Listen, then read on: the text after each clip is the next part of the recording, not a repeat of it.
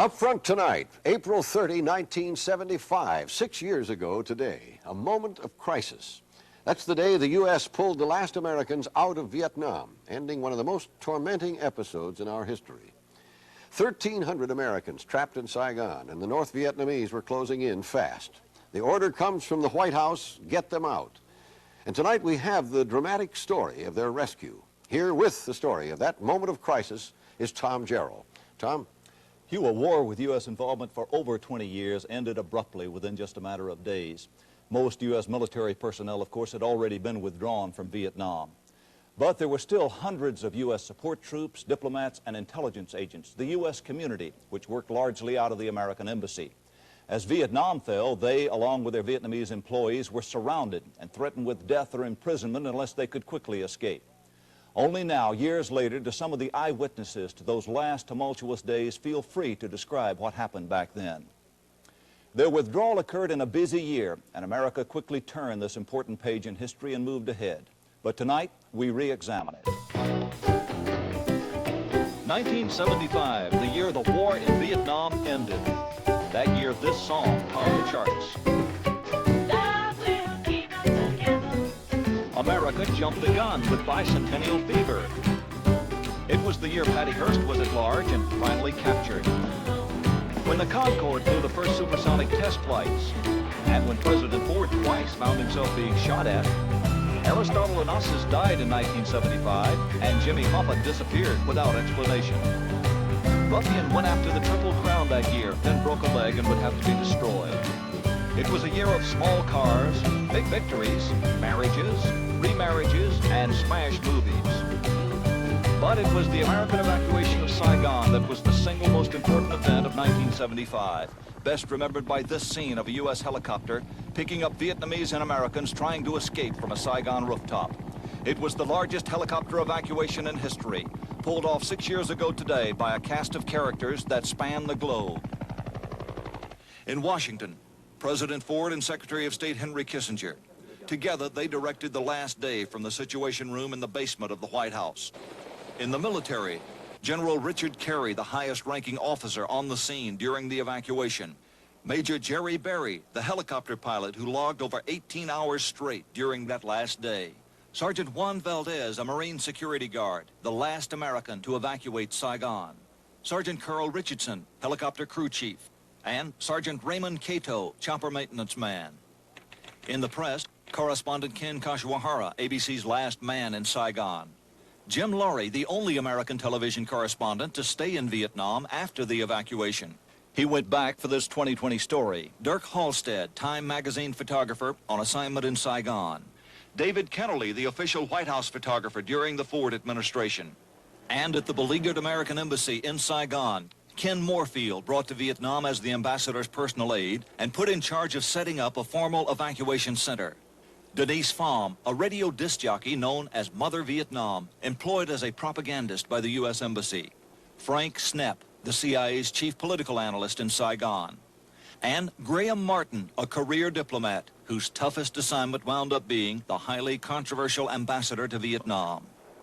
Finally, Vietnamese who tried to get out but were not evacuated. Phan Tran, a social worker employed by the U.S., and Nguyen Van Hien, an English teacher. By the last week of April, the entire top of South Vietnam was lost. Saigon itself was cordoned off and surrounded. 44 U.S. warships had arrived in the South China Sea. Now it was no longer a question of whether or not the Americans in Vietnam would pull out. It was only a question of when. By this time, soldiers were securing the American embassy, where long lines of Americans and Vietnamese waited to get help leaving the country. At Saigon's airport, Tan Son Nhut, Americans and Vietnamese began getting on every available commercial flight out. A casual, informal evacuation had begun, as hundreds began leaving the country, fearing they'd be trapped if they waited. Entire families began packing up their household possessions in hopes of bribing boat owners to get them away. American passports on the black market rose from $600 to $3,000. And throughout Saigon, banks closed as people lined up demanding their savings in cash. Panic was setting in. In the last 4 or 5 days, Saigon changed. What was normally a very noisy street scene became really quite quiet. You began to see a lot more soldiers on the streets. stopping young men especially, because there was a tremendous desertion rate from the Army at that point. The bar girls, instead of yelling at you, would just look very imploringly. The city just got more tense and more quiet. There was an ominous quiet. That quiet was broken when a series of rocket attacks ripped apart the center of Saigon. ABC correspondent Hillary Brown was reporting from this bridge just outside the city during one of those attacks. The soldiers behind me are firing at Vietnam units who are 500 yards away, no more. This is the closest the fighting's ever come to Saigon since the communist offensive in 1968. Lori Brown, ABC News, Saigon. The last day we were in Saigon, April 29th, 1975, was one of the most chaotic of my life. I was blown out of bed as the communists began shelling Tan Son Nhut Air Base. The North Vietnamese finally let loose with full force. A massive rocket attack on Tan Son Nhut Airport. By morning, whole sections of the airbase were in flames. Planes and buildings burned out of control. And 2 Marines, Charles McMahon and Darwin Judge, were killed at the compound gate. Their deaths rang the alarm bell in Washington, half a world away, where the president was in the middle of meeting with his energy advisors. Kissinger rushed into his office, said that some American Marines had been killed at Tan Son Nhut. The president then said, "That's it." President Ford called an emergency session of the National Security Council, at which he ordered the evacuation fleet to be placed on standby, and that Ambassador Martin give him a personal recommendation on what course he should take. It was a very tense time, and everybody was just totally on edge. The president then went to the second-floor residence to have a martini and wait for that status report. There would be an uneasy 2-hour delay, waiting for Martin to make contact. Meanwhile, at Tan Son Nhut, security had broken down completely by the time Ambassador Martin finally arrived to see the damage for himself. There no longer existed any uniform discipline on the airport. Looters were tearing apart whole sections of the airbase. At 10:48 a.m. Saigon time, Martin realized there was only one way out. I called Secretary Kissinger and asked him to inform the president of my recommendation that we not try to proceed further with the fixed-wing evacuation. Kissinger instantly telephoned the president, who at 10:50 p.m. Washington time gave the order to evacuate by helicopter. 1 minute later, frequent wind was radioed over the command channels. Correspondent Jim Laurie was one of many who then learned the evacuation had begun. There had been a prearranged signal for the evacuation. It had been disclosed to those in the American community that when the evacuation was imminent, the song White Christmas would be played on the American FM radio station. That was the signal that they were to start assembly and that the evacuation was commencing. I'll never forget Bing Crosby, his voice beaming out over the airwaves.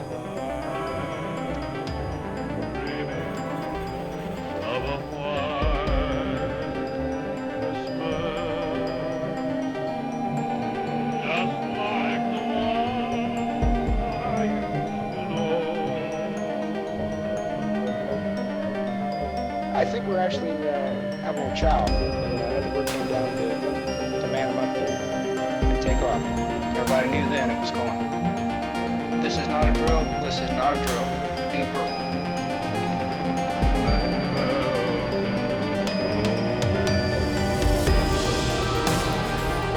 There were 200 or 300 journalists and others here at this site. We had heard reports that North Vietnamese were all around the city and they could move in and take the city any time. When I showed up down there, I guess most of the people from Time Life were there. NBC, ABC, UPI, and AP. Army buses pulled up, driven by U.S. Marines, fully armed, and each bus was packed with Americans. A lot of Vietnamese began to gather on the street across from us, and it was deathly quiet.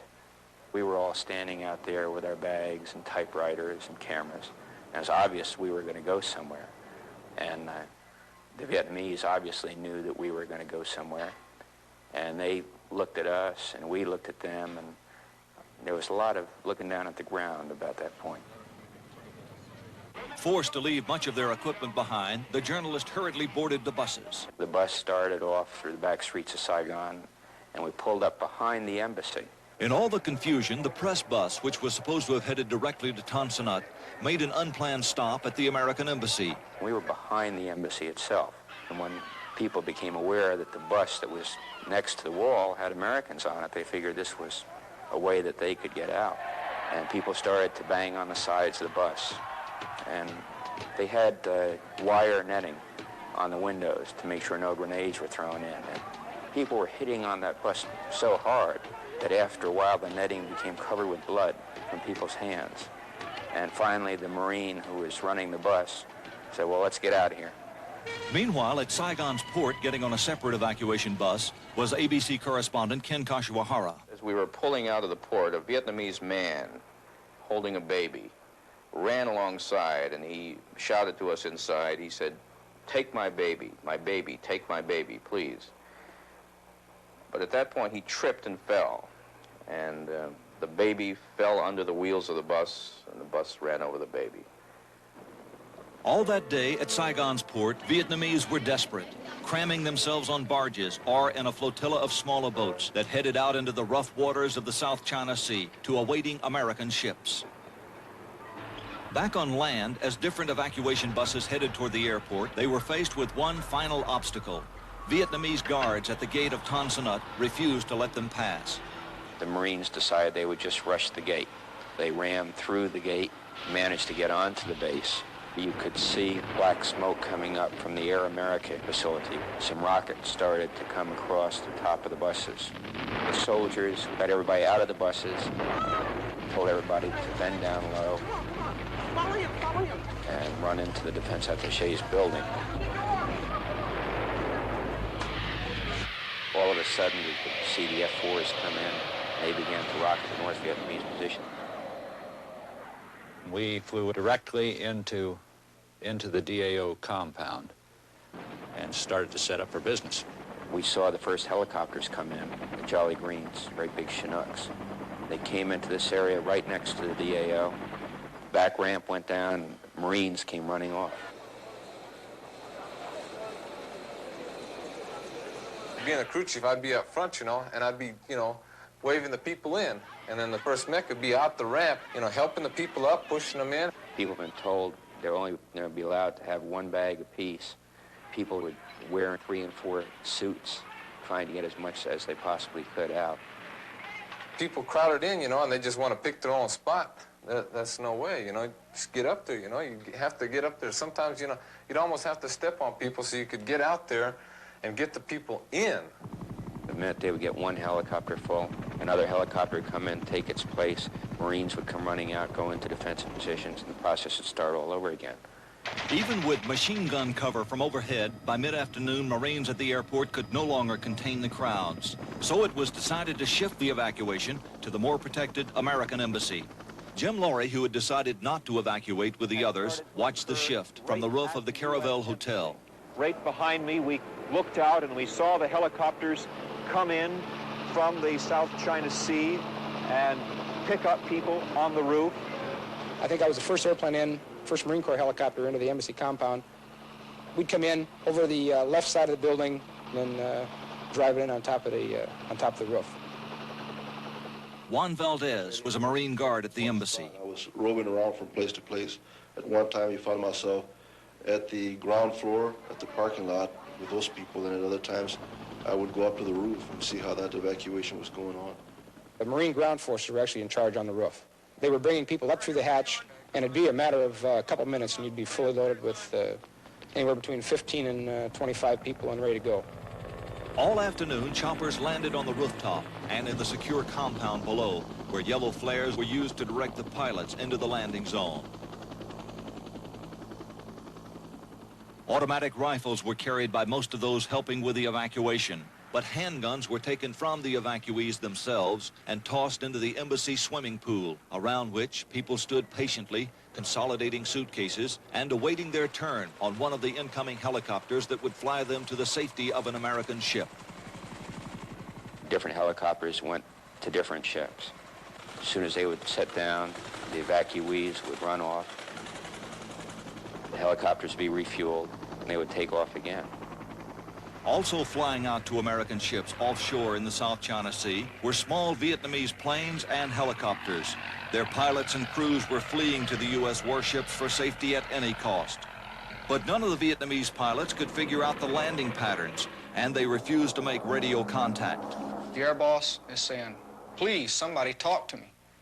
South Vietnamese aircraft are not listening to anybody, and they've got full loads of people on board these aircraft. And they're coming in no matter which way they can get in, as long as they can get on the flight deck. The people jumped off the aircraft and just left the aircraft turning. The Vietnamese choppers kept coming. Soon they took up so much room on board the U.S. ships, there was only one solution. We had to throw all of them off the side because we didn't have room for them, because our aircraft were coming in for fuel. 15, 20 people grabbed the nose and rolled it right off the side while the ship was underway. You get a lot of enjoyment in throwing these helicopters over the side because, you know, nobody's in them. And it's a lot of fun to watch how they look when they're sinking. As long as you're not in it. Other Vietnamese pilots, after dropping off their passengers and being thoroughly frisked themselves, flew their helicopters off the side of the ship and ditched their aircraft in the sea, jumping out at the last possible moment. Again and again, pilots unloaded their choppers this way. And as risky as it was better than the alternative, flying back to Vietnam. Only one crash occurred that wasn't intentional during the evacuation. An American helicopter went down, killing William Neistel and Michael Shin, the last Americans to die in Vietnam. Back at the American embassy, classified documents were being shredded and bagged. At one point, those bags broke open, and the chopper blast sent the paper flying. We destroyed some of the last files on that last day. All of them were destroyed before we left. We had an abundance of weapons there. Anything from pistols to shotguns to carbines, M16s, and they were getting ready to blow up these weapons, you know, right in the embassy compound. All around the building, there were thousands of Vietnamese who had gathered, most of them desperate to get out. Among those who were not evacuated that day was Phan Tron. People crowded around the building, you know, thousands and thousands of them. They even been crushed or they've been stepped over. And I don't want to be killed that way. I didn't get in. I myself didn't get in because, but I didn't even get close to the gate either. Their documentation, I could tell, just in looking at them through the gates, was adequate and sufficient. But we couldn't run the risk of opening the gates and letting in a flood of hundreds. The gates were open once during the day when Ambassador Martin left the compound to pick up his wife. I wanted to go back to my residence to give my wife sort of 11 minutes to pack one bag and then to be evacuated from the compound. Although we attempted to go out the gate, the crowds of Vietnamese at the gate made that impossible. They opened the gate, but I think at that point the pressure was so great that they immediately closed it.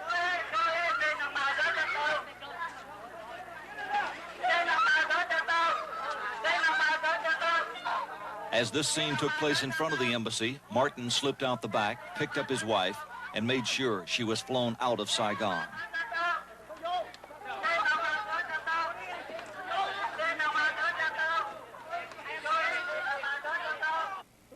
I did not have any feeling at that time. So I think that's the feeling of most of the Vietnamese at that time. So scared. So we had no more feeling. We felt numbed. By late afternoon, helicopters carrying an additional security force arrived at the embassy. Marines ran through the compound and positioned themselves along the embassy wall. The U.S. Marines in combat gear all along the wall and fences, using tear gas and using the butts of their rifles to push and shove and kick and stomp the Vietnamese back over the fence, back out into the streets again.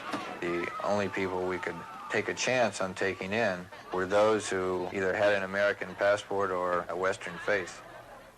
I had been mistaken many times in the previous 2 months for a Vietnamese.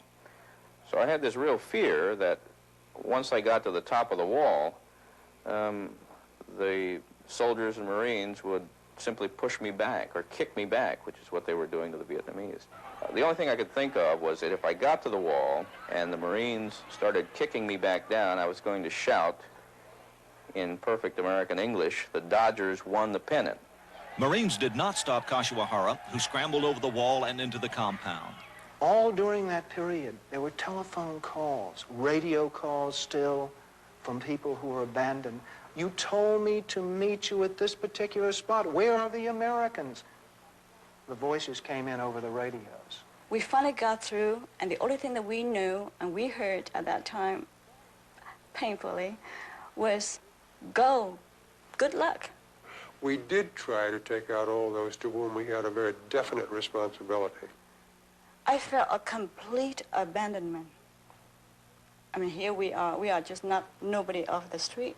We are part of the work. They were the people who faced instant death if the communists should move on Saigon, as they did. And as a matter of fact, the proof of all of this is that when they moved on Saigon, one of the first places they went was the Saigon radio station. And they captured one particular announcer who had been left behind, a woman. They tied her to a tree, cut her tongue out, and let her bleed to death. Hour after hour, helicopters continued picking up loads of evacuees.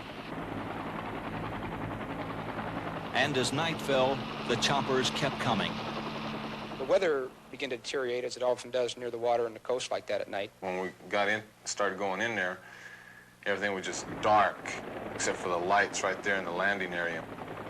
The responsibility that we had was to make sure that the plane was clear of all trees and everything, so we wasn't watching nothing else, just to make sure that when the plane came in for a landing, that it wasn't going to hit nothing. And I think as the night went on, you saw more and more of these Vietnamese surrounding the embassy building. And I think one of my big fears was that one of the South Vietnamese, Arvin, might think he wasn't getting out and just crank a few rounds off at your helicopter. To keep that from happening, the embassy security force patrolled the perimeter of the compound throughout the night as helicopters hovered over them. The president was getting very agitated with Ambassador Martin and kept saying, "When is he going to wrap this thing up?" Ambassador Martin just kept asking for more choppers, more choppers, more choppers. Finally, the president said, "You tell Ambassador Martin to get on that next chopper out of there," and that's it. Ford's order went out on high-frequency radio. It read, "The following message is from the President of the United States and should be passed on by the first helicopter in contact with Ambassador Martin. Only 20 lifts remain. Americans only will be transported.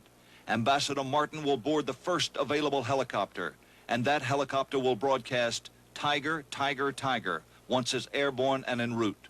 The message was received by General Carey. Brigadier General Carey came out, and at that time told us that the president said to bring the ambassador out on the next load. And we took off for the embassy. When the helicopter landed, I was instructed by the pilot to ensure that the first person that got on was the ambassador himself. He went downstairs. I think he jotted a little note down, went down to the ambassador, and the ambassador appeared in about 15 to 20 seconds with his entire entourage. He seemed unusually frail as I lifted him up into the helicopter. As we flew out over Saigon, I had a feeling of enormous relief.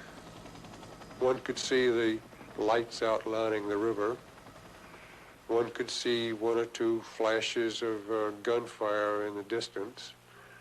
But again, the feeling was one of sort of enormous relief that we had been able to avoid panic. Martin arrived on the USS Blue Ridge suffering from what turned out to be pneumonia, and so hoarse he had lost his voice completely. The ambassador strode past reporters and headed for his cabin. In Washington, Henry Kissinger called a long-awaited press conference. Ladies and gentlemen, our ambassador has left, and the evacuation can be said to be completed. Kissinger, exhausted and relieved it was finally over, left the press conference to get dressed for a black tie dinner at the White House for Jordan's King Hussein. Everybody was standing around in black tie. And I looked into Kissinger's office, and there he was, pulling a tie out of this paper bag. What Kissinger did not know was that 10 Marines, the embassy security force, had not been lifted out. In fact, they had just begun closing down the embassy. So we started moving into the embassy, and they all started charging at us, you know.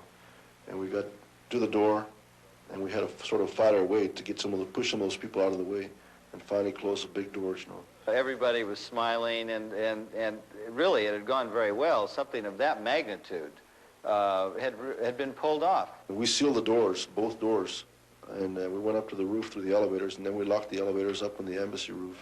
There were 2 doors up there that we also had to lock and put trash cans, wall lockers, fire extinguishers, anything to keep them from breaking up there, you know. As everybody was slapping each other on the back and congratulating one another, word came in that they'd overlooked the final perimeter guards around the embassy. They neglected to remove them from the top of the embassy. Instantly, a helicopter was dispatched, and at 8:35 in the morning of April 30th, the forgotten Marines were picked up. Juan Valdez was the last to get on board. I no sooner set my foot on the ramp, and the ramp started going up in the helicopter. I slipped, and then one of the Marines grabbed me and just sort of pulled me inside. And we no sooner started hovering in the air, and then we noticed the Vietnamese had finally broken through that door, and they were already on the embassy roof. By that time, we'd already departed from there. As the last chopper flew off, 420 fully processed, high-risk Vietnamese were left stranded in the compound, as other Vietnamese swarmed through the embassy, taking away everything the Americans had hurriedly left behind. There would be nothing of value remaining by the time the communist tanks rolled into Saigon 2 hours later and stormed the presidential palace. Nearly 7,000 Americans and loyal Vietnamese were evacuated that last day. The war was finally over. It was an ending perhaps best put by this cable the CIA sent to Washington just hours before. Wish to advise that this will be final message from Saigon Station. It has been a long and hard fight, and we have lost. Let us hope that we will not have another Vietnam experience and that we have learned our lesson. Saigon signing off.